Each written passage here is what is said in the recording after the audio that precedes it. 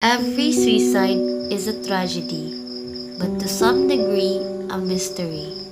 Suicide is the 10th leading cause of death worldwide, and rates of completed suicide are higher in men than women, with men up to 4 times more likely to kill themselves than women.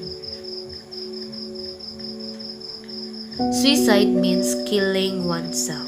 The act constitutes a person willingly, perhaps ambivalently, taking his or her own life.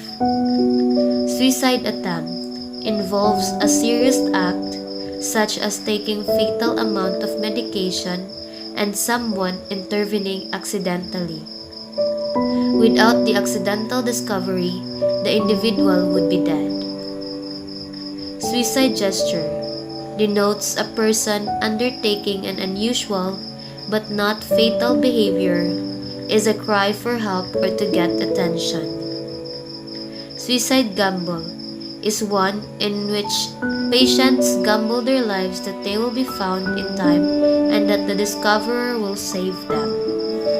Suicide equivalent involves a situation in which the person does not attempt suicide. Instead, he or she uses behavior to get some of the reactions that suicide would have caused. What is suicide? Suicide comes from the Latin suicidum, which literally means to kill oneself. Teenage suicide is a serious and growing problem. The teenage years can be emotionally turbulent and stressful. Teenagers face pressures to succeed and fit in. They may struggle with self-esteem issues, self-doubt, and feelings of alienation. For some, this leads to suicide.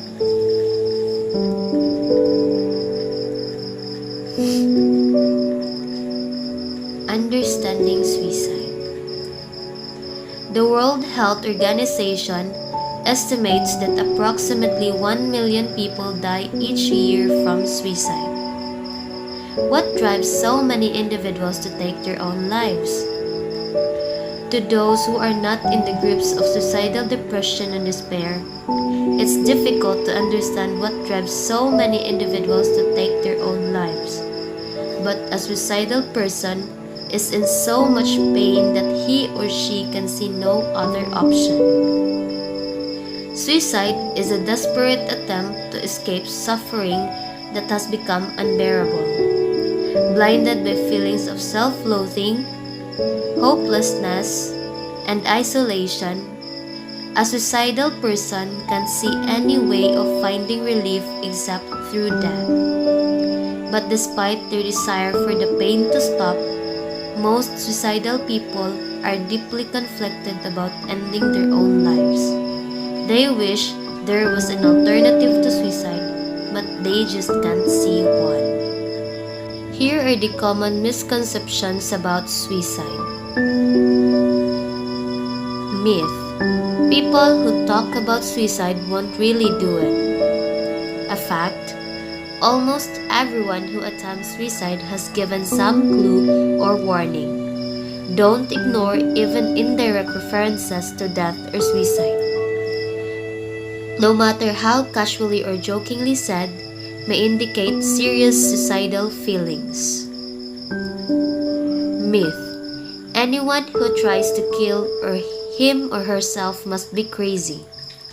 A fact: most suicidal people are not psychotic or insane. They are upset, grief-stricken, depressed or despairing, but extreme distress and emotional pain are not necessarily signs of mental illness. Myth: if a person is determined to kill him or herself, nothing is going to stop them. A fact: even the most severely depressed person has mixed feelings about death, wavering until the very last moment between wanting to live and wanting to die. Most suicidal people do not want death. They want the pain to stop. The impulse to end it all however overpowering, does not last forever. Myth: people who die by suicide are people who were unwilling to seek help. A fact: studies of suicide victims have shown that more than half had sought medical help in the 6 months prior to their deaths. Myth: talking about suicide may give someone the idea. A fact: you don't give a suicidal person morbid ideas by talking about suicide. The opposite is true. Bringing up the subject of suicide and discussing it openly is one of the most helpful things you can do. Who are at risk? Those who are in pain, depressed, and suicidal people are mostly at risk. Why does someone consider suicide? Life can be painful and problems can seem overwhelming at times.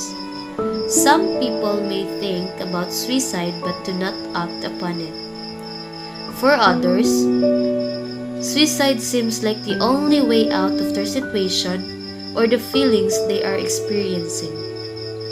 They generally feel very alone and hopeless. They believe nobody can help them or understand what they are going through. Risk factors are characteristics that make it more likely that an individual will consider attempt or die by suicide. So there are many reasons why someone considers suicide. First, relationship breakups. Second, family problems. Third, abuse and trauma. Fourth, illnesses and disorders. Fifth, school problems. Sixth, financial or legal problems. Seventh, social isolation and loneliness.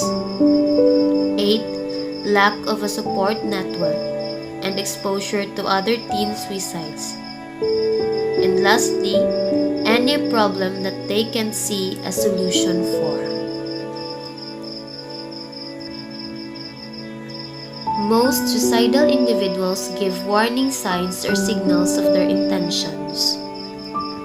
The best way to prevent suicide is to recognize these warning signs and know how to respond if you spot them.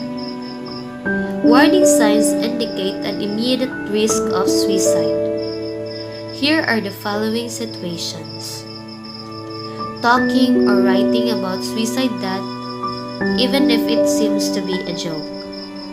Any talk about suicide, dying, or self-harm, such as, "I wish I hadn't been born," "If I see you again, and I'll be better off dead." An unusual focus on death, dying, or violence. Writing poems or stories about death. Seeking access to something they can kill themselves with. Seeking out lethal means such as guns, pills, knives, or other objects that could be used in a suicide attack. And the feeling of helplessness, hopelessness, and being trapped is a belief that things will never get better or change. Being moody, withdrawn, or sad. Saying goodbye or giving away possessions. Unusual or unexpected visits or calls to family and friends. Saying goodbye to people as if they won't be seen again. And making out a will, giving away prized possessions, and making arrangements for family members. Losing interest in things they previously enjoyed. Taking less care of their appearance. Anxiety or agitation, including difficulty concentrating or sleeping. Engaging in self-destructive or risky behavior. Increased alcohol or drug use, reckless driving, unsafe sex, taking unnecessary risks as if they have a death wish.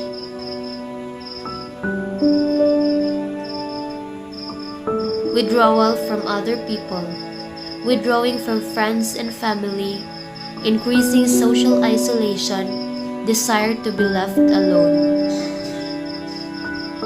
Sometimes, a positive mood after a period of being down may indicate the person has made up their mind to take their own life and feels relief that the decision has been made. Suicide prevention methods and treatment are based on patient risk factors. Protective factors are characteristics that make it less likely that individuals will consider, attempt, or die by suicide. Reach out. Ask them directly if they are thinking about suicide. It needs to be a direct question that can't be misinterpreted. Listen to them. Allow them to express their feelings. Let them do most of the talking. They will often feel a great sense of relief. Someone wants to talk to them about their darkest thoughts. Check their safety. If you are really worried, don't leave them alone. Remove any means of suicide, including weapons, medications, drugs, alcohol, even access to a car. You can also take them to the local hospital emergency department. Get help. There are a lot of services and people that can help and provide assistance. This includes doctor, counselor, psychologist, social worker, school counselor, emergency services, community health centers, crisis support services like Lifeline, Kids Helpline, and seek support from family and friends, youth group leader, sports coach, priest, minister of religious leader, and etc. And lastly, decide what to do and take action. Talk about steps you can take together to keep them safe. Don't agree to keep it a secret. You shouldn't be the only one supporting this person. You may need help from someone else to persuade them to get help. You can also help by finding out information on what resources and services are available for a person who is considering suicide. How to talk to someone who is suicidal. Here are the do's and don'ts in talking to a suicidal person. First are the do's. Be yourself. Let the person know you care, that he or she is not alone. The right words are often unimportant. If you are concerned, your voice and manner will show it. Listen. Let the suicidal person unload despair and vent anger. No matter how negative the conversation seems, the fact that it is taking place is a positive sign. Be sympathetic, non-judgmental, patient, calm, and accepting. Your friend or family member is doing the right thing by talking about his or her feelings. Offer hope. Reassure the person that help is available and that the suicidal feelings are temporary. Let the person know that his or her life is important to you. And lastly, take the person seriously. If the person says things like, "I'm so depressed, I can't go on," ask the question, "Are you having thoughts of suicide?" You are not putting ideas in their head. You are showing that you are concerned, that you take them seriously, and that it's okay for them to share their pain with you. Now let's proceed to the don'ts. First, do not argue with the suicidal person. Avoid saying things like, "You have so much to live for. your suicide will hurt your family, or look on the bright side. Do not act shocked. Lecture on the value of life or say that suicide is wrong. Do not promise confidentiality. Refuse to be sworn to secrecy. A life is at stake and you may need to speak to a mental health professional in order to keep the suicidal person safe. If you promise to keep your discussions secret, you may have to break your word. Do not offer ways to fix their problems. Make or give advice or make them feel like they have to justify their suicidal feelings. It is not about how bad the problem is, but how badly it's hurting your friend or loved one. Lastly, do not blame yourself. You can't fix someone's depression. Your loved one's happiness or lack thereof is not your responsibility. That's all. Thank you.